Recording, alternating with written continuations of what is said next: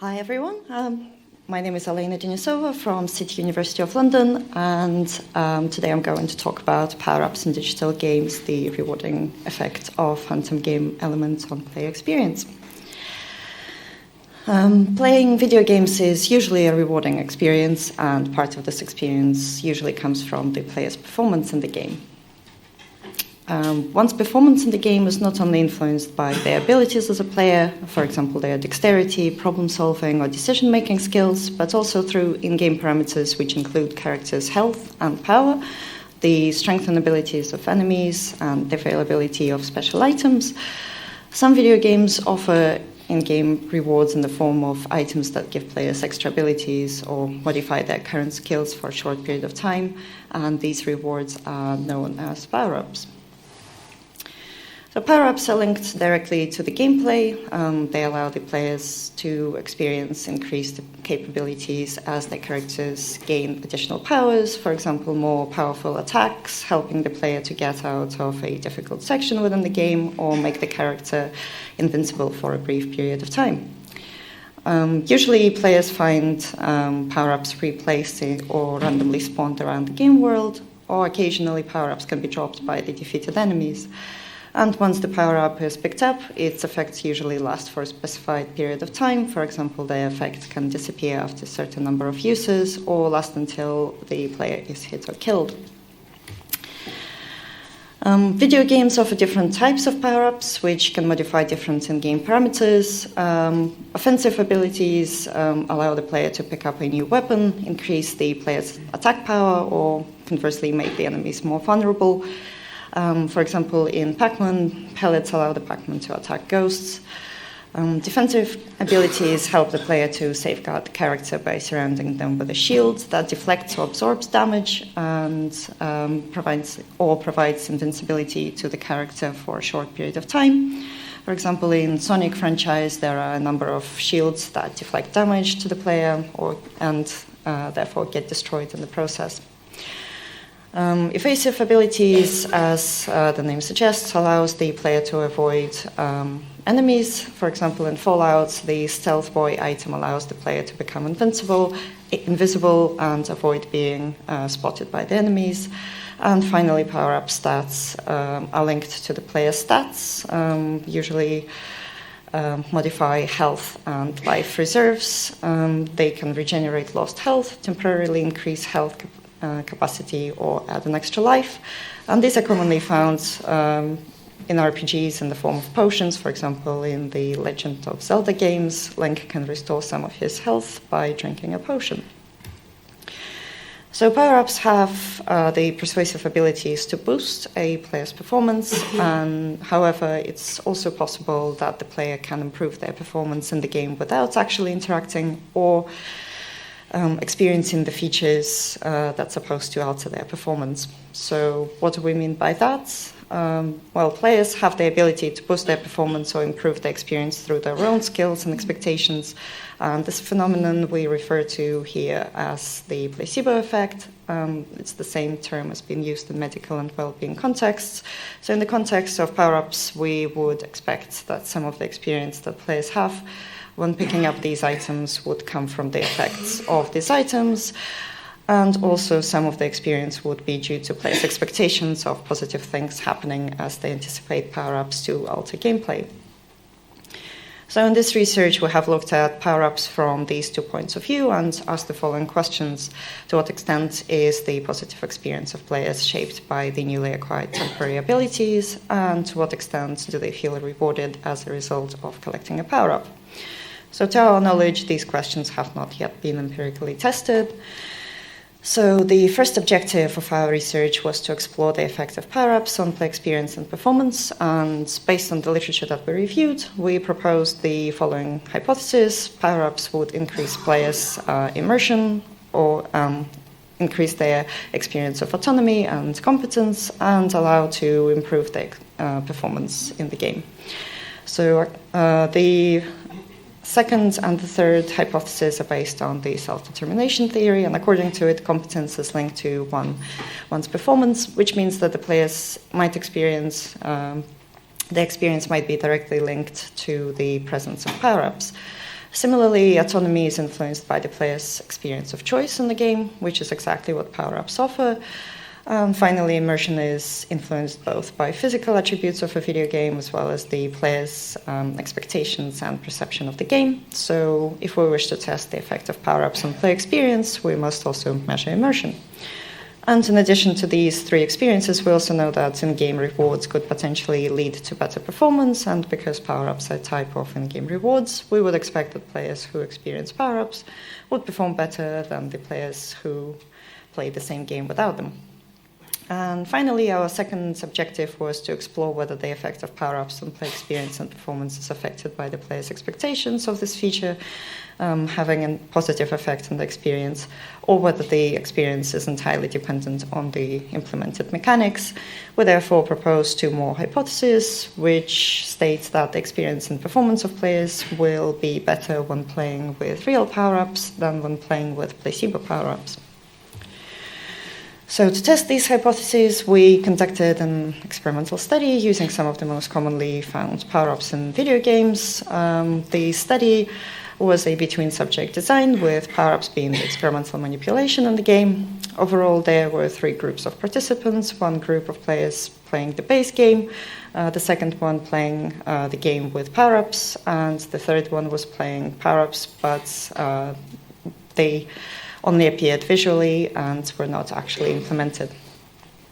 We measured immersion, competence, and autonomy using IEQ and PENS, and we also recorded in-game scores as a measure of one's performance. So the game we used for the study was a modified version of a survival shooter, Nightmares. The gameplay involves controlling a little boy in a nightgown who has to defend himself from procedurally generated zombie toys. Generally, the objective of the game is to kill as many enemies as possible when they deal, before they deal damage to the player, and the performance of the player is measured by calculating the overall score in the game based on the number of enemies killed as the positive increment of the score, and the damage dealt to the player as the negative increment. So we also made some modifications to the base game. We expanded the game world. We also added 5 lives to the game to allow for more prolonged gameplay. And finally, we also added 2 items that were modifying the health and adding extra lives. So in addition to this base game, we also created some power-ups that were the focus of our study. We chose offensive power-ups as the types of power-ups that were most likely to have an effect on player performance to test our hypothesis, and we chose power-ups that temporarily altered the player's performance in the game. So these were double bullets, which dealt double damage for a short period of time, laser gun, which provided the player with a more powerful laser, and laser cannon, which was a shotgun-style laser with a slower rate of fire but caused more damage. So when we created those, we also created 3 versions of the game to test our hypothesis. The control group played the base game without any modifications, with the modifications I mentioned earlier. The regular power-ups group played the same game, but with offensive power-ups implemented in the game, and the placebo power-ups group played the base game, and the power-ups appeared in the game, but they didn't actually do anything. So what we found was that our first hypothesis was that immersion would lead to higher immersion when playing with power-ups, and this was indeed the case. All 3 groups of players differed significantly in their immersive experiences with real and placebo power-up groups. The experience of immersion of these players who played with real power-ups was not different from the experience of players who picked up the placebo power-ups. So this was in step with the findings from our previous research that showed that power-ups, that elements that were placebo elements actually lead to similar experiences as real elements. We also anticipated that the players would experience higher sense of autonomy when playing with power-ups, so this was indeed the case. However, the competence was not very different between the groups of players, and this was perhaps due to the fact that the in-game performance didn't differ between the groups. And this was contrary to our expectations because the literature we reviewed suggested otherwise. I'm not going to speculate on why that is the case because I'm running out of time. So the findings are obviously discussed in greater depth in the paper, so if you're looking for more detailed information about what we did and the implications of our research, please read the paper. And to summarize, here are some takeaway messages. Cool. Thank you.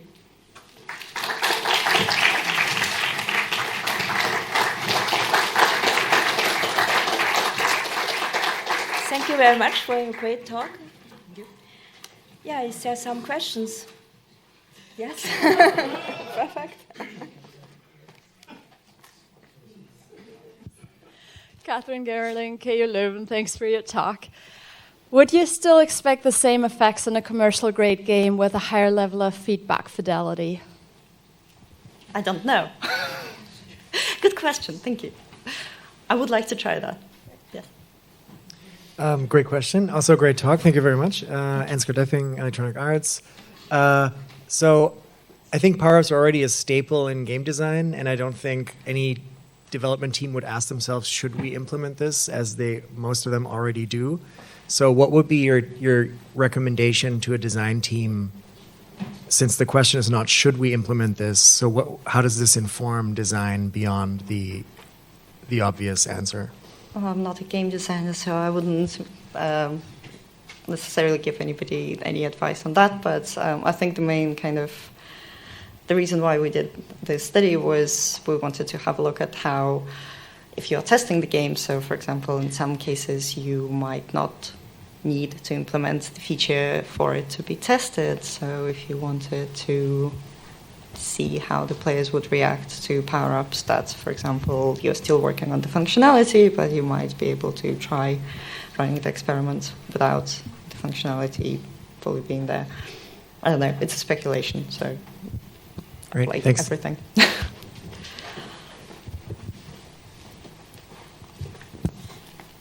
We have room for another question, so